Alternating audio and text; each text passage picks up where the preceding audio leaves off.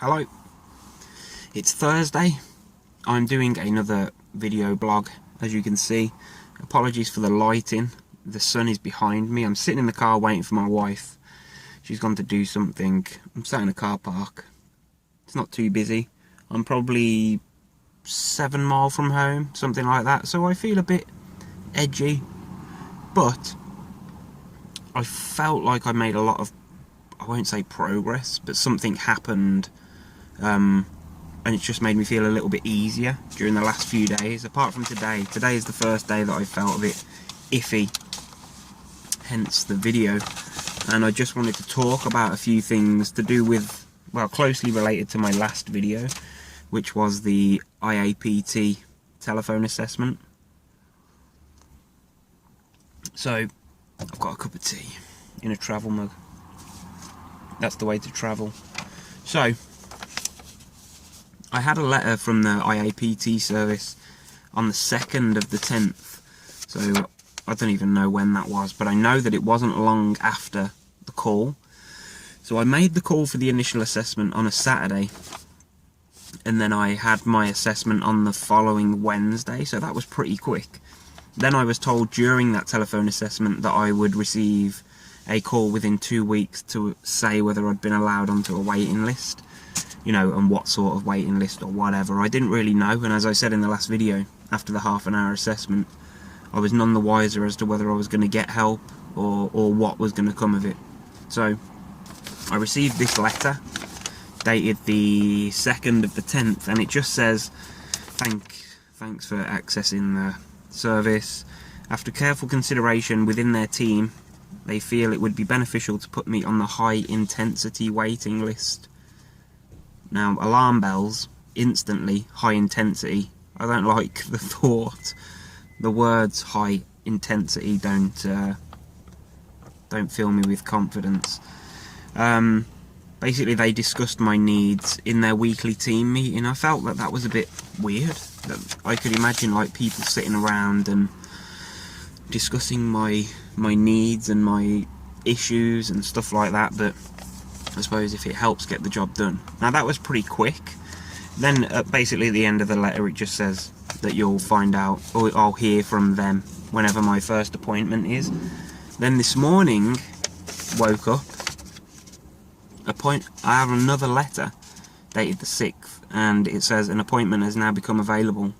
They'd like to offer me the appointment for Monday at 12 o'clock with the same therapist that I've already seen before. But the point being that has turned around in under 2 weeks, or 2 days over 2 weeks, isn't it? I think. I made the call on the Saturday, then we've had a week where I had my assessment, then the following week I've got my appointment through already, which is great. I'm super nervous about it already, because I haven't really been leaving the house, as you will have known if you'd have followed the blogs and the vlogs and stuff. But I've got to now go and sit in a surgery for 50 minutes to an hour, uncomfortable, talking about the same stuff that I've spoke about with the same guy that I spoke to. I don't know whether it's going to help, but I was in that desperation mode when I made that call on the Saturday.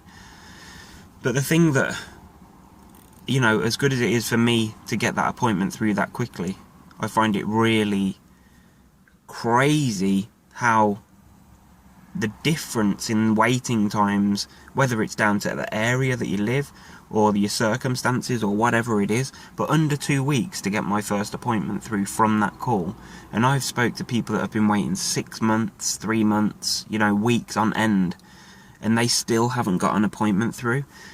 Is it based on where you live and how many people are accessing the services, or what? It's crazy to think that my waiting time, after my assessment, my waiting time was 2 weeks to find out whether I'm getting put on the list.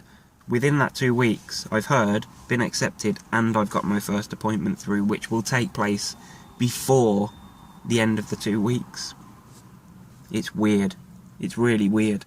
So it was a week yesterday that I had my assessment, and I've already got an appointment through. I don't know. It's just strange, the differences the comparison of waiting times.